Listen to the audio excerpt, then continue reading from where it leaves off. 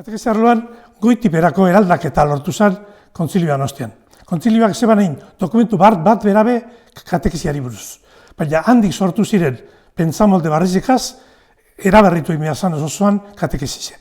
Eta horti sortu ziren, ibilbide barriak, prozeso barriak, bai aurrentzako umeentzako eta bai nagusientzako, helduentzako.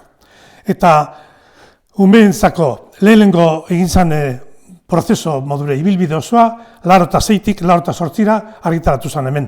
Eta gero, 88tik eta 2004ra eginda orain arte indarrean dagoen umeen ibilbide kateketikoa. Umeen katekesian, milioi bat baino liburu gizau saltu dagoz. Bizkizen bakarrik hori, milioi baino gizau. Orduen bestseller benetako izan da katekesize gure Eliz Barrutian. Horregaz batera, eraldaketa handi bat egin zen, ze umea esan helburu akarra, gurasoak sartu behar ziren. Umea fedean ezitzeko, oso importantea zen, gurasoak implikatzea eta hor sartzea. Orduen, gurasoentzako hainbeste material eta hainbeste lagungarri eskaini izan duguz. Eta gero, helduen katekesian beste horremeste.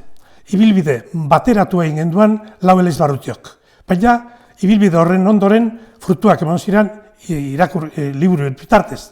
Eta liburuak argitaratu gintu zen, 2006an eta 2007an batez bere, 6 liburutan bide osoa eskaintzen genduala, horrekero izan ditu berralgitarpena be.